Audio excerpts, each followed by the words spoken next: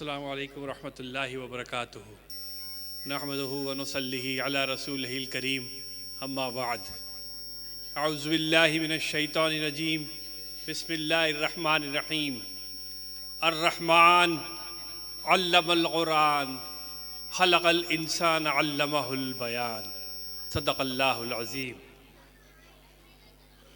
बुज़ुर्गों और दोस्तों, जलसा अपने इख्तिताम पर है और बहुत सारे सामईन जा चुके हैं, लेकिन चूँकि अल्लाह ताला ने मुझे ये मौका इनायत किया है कि मैं आप हज़रात से अपने ख़यालात का इजहार करूं, मैं इस मौके को गनीमत जान के चाहता हूं कि मैं चंद बातें कुरान द ट्रुथ के बारे में और आज के प्रोग्राम के बारे में आप हज़रात के गोश गुजार करूं। कुरान द ट्रुथ फाउंडेशन जो है, इसकी तमाम कारकर्दगियाँ जो हैं आप हज़रात तक पहुँची हैं।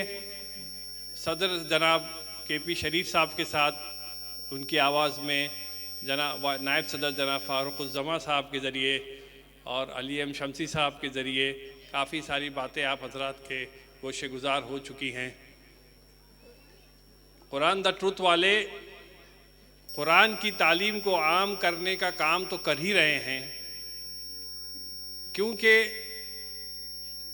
कुरान के बारे में ऐसा हम जानते हैं और मानते हैं कि ये अल्लाह का कलाम है। अगर ये अल्लाह का कलाम है तो अल्लाह ने ये कलाम किससे किया है, ये समझना हमारे लिए बहुत ज़रूरी है। और इस कलाम में अल्लाह ने हमसे या डायरेक्ट या अपने नबी के ज़रिए, कहीं कहीं अल्लाह ने फरमाया ऐ नबी जी फरमा दीजिए, कहीं कहीं अल्लाह ने डायरेक्ट कहा ऐ मोमिनीन सुन लो, ऐ मुस्लिमीन सुन लो। यानी कि कुरान में अल्लाह ताला हमसे मुखातिब है और अपने अहकामात हमें ज़िंदगी में हमें जिस चीज़ के लिए पैदा किया है वो ज़िंदगी कैसे गुजारनी है, वो अहकामात कुरान में दिए हैं। हम कुरान को अरबी में अच्छे से पढ़ लेना, तिलावत कर लेना, क़िरात कर लेना, हम समझते हैं कि कुरान का हक़ अदा हो गया। कुरान का हक़ ऐसे अदा नहीं होता। कुरान का हक़ उस वक्त अदा होगा जब हम कुरान को अच्छे से पढ़ेंगे, उसको समझेंगे और उस पर अमल करेंगे। एक बहुत मशहूर हदीस है माँ आयशा सिद्दीक़ा रज़ियल्लाहु ताला अन्हा की, आप हज़रात ने भी सुनी होंगी, मैं यहाँ दोहराना चाहता हूँ। एक सहाबी रज़ियल्लाहु ताला ने माँ आयशा सिद्दीक़ा रज़ियल्लाहु ताला अन्हा से अर्ज़ किया, अम्मा आप तो हुज़ूर सल्लल्लाहु अलैहि वसल्लम के साथ, मोहम्मद सल्लल्लाहु अलैहि वसल्लम के साथ बहुत अरसा गुजारा है आपने उनको निजी ज़िंदगी में कैसा पाया। माँ आयशा सिद्दीक़ा रज़ियल्लाहु ताला ने फरमाया, तुम कुरान नहीं पढ़ते हो? कुरान पढ़ते हो ना? साहबी ने कहा हाँ माँ आयशा मैं कुरान पढ़ता हूँ। आप सल्लल्लाहु अलैहि वसल्लम ने कहा कि तुम्हारे नबी, हमारे नबी मोहम्मद सल्लल्लाहु अलैहि वसल्लम चलता फिरता कुरान थे। यानी कि हुज़ूर सल्लल्लाहु अलैहि वसल्लम की ज़िंदगी चलती फिरती कुरान थी और यही मिसाल उन्होंने हमारे लिए छोड़ी है कि हमारी ज़िंदगी भी चलती फिरती कुरान हो जाए। अल्लाह ताला से दुआ है कि ये जो कुरान की तालीम का जो सिलसिला इन लोगों ने शुरू किया है, ख़ास तौर पर लेडीज़ में, ख़वातीन में, क्योंकि ये चीज़ बहुत मशहूर है कि माँ की गोद जो है वो बच्चे की पहली तरबियत गाह है। माँ अगर कुरान फ़हम होगी, कुरान समझने वाली होगी, कुरान पे अमल करने वाली होगी, तो इंशाअल्लाह जो बच्चा उसके गोद में पलेगा बढ़ेगा वो इंशाअल्लाह ख़ुद भी कुरान पे अमल करेगा और दूसरों को कुरान पे अमल करने की तालीम देगा। दूसरी बहुत अहम और ज़रूरी बात यह है कि ये लोग इसके साथ साथ चैरिटेबल काम कर रहे हैं। चैरिटेबल काम करने के लिए दो चीज़ों की बहुत ज़रूरत होती है, एक मुखलिस अफराद की और दूसरे पैसों की, फ़ंड की। मुखलिस अफराद की टीम तो इनके पास माशाल्लाह बहुत अच्छी है।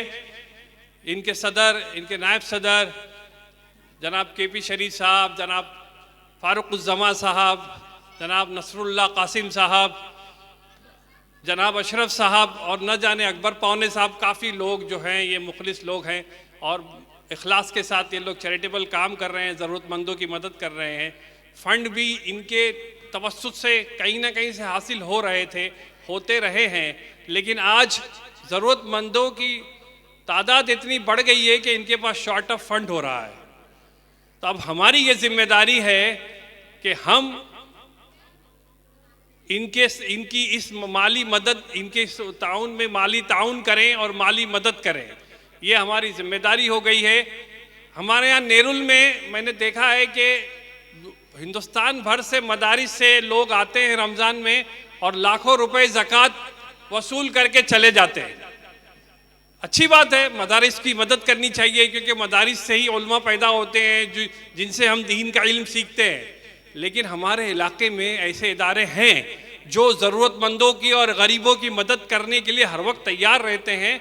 उनको भी फ़ंड की ज़रूरत है, तो हम अपने इलाके के इदारों को भी देखें। हमारे यहाँ दो बहुत ही मुस्तनद इदारे हैं, एक मरकज़ फ़लाह और एक कुरान द ट्रूथ फाउंडेशन। ये दो इदारे ऐसे मुस्तनद हैं कि ये जो है चैरिटी का काम खुलूस के साथ और ईमानदारी के साथ, दयानतदारी के साथ कर रहे हैं। तो हमें कोशिश ये करनी चाहिए कि हम अपने ज़कात, अतियात, सदक़ात ज़्यादा से ज़्यादा इन लोगों को भी दें, ताकि हमारे इलाके के या नवी मुंबई के लोगों की भी ज़रूरतमंदों की इमदाद हो सके और हमारा फ़ंड हमारे इलाके में इस्तेमाल हो जाए। ये हमारी ज़िम्मेदारी बनती है और हमें इस तरफ ध्यान देना चाहिए, बहुत ज़रूरी है। मैंने अक्सर देखा है कि अभी मुझे नाम लेने को मना किया नसरुल्लाह कासिम साहब ने, लेकिन मैं मजबूर हूँ कि मैंने इनके चेहरे पे अक्सर फ़िक्र देखी। कई दफ़ा मैंने जानने की कोशिश की तो इनके चेहरे पे फ़िक्र सिर्फ इस बात की थी कि हमारे पास फ़ंड बहुत शॉर्ट हो रहे हैं, ज़रूरतमंद बहुत आ रहे हैं, क्योंकि ये लोग कैंसर का, थैलेसीमिया का, ऐसी बीमारियों का इलाज कर रहे हैं जो बहुत महंगे हैं और जिसको जो है ज़्यादा से ज़्यादा फ़ंड लगता है।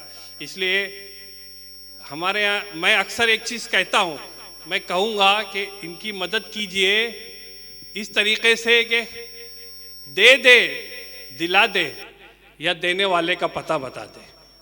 तीनों तरीके से हम इनकी मदद कर सकते हैं। हम अपने पास से भी दें, हम अपने अजीज़ व अकारिब को से भी दिलवाएं, या इनको बता दें कि भाई फ़लाने साहब जो हैं साहब खैर हैं, आप उनके पास जाइए, इंशाअल्लाह आपके इदारे को मदद मिलेगी। ये हमारी ज़िम्मेदारी बनती है और इंशाअल्लाह हम सब मिल के ये काम करें और इस तरीके के इदारों को तरक्की पहुँचाएँ ताकि ज़्यादा से ज़्यादा लोगों की इमदाद हो सके। आखिर में मैं दुआया कलमात के साथ मैं अपनी बात ख़त्म करूँगा कि अल्लाह ताला इन हज़रात के इखलास को हमेशा कायम रखे। और इखलास का सबसे बड़ा दुश्मन जो होता है वो अपना नफ्स होता है, और नफ्स को ख़राब करने की काम करता है शैतान। तो अल्लाह ताला इनके नफ्स की शैतान के शर से हिफाजत फरमाए और इनके इखलास को और खुलूस को हमेशा हमेशा कायम रखे। आमीन सुम्मा आमीन।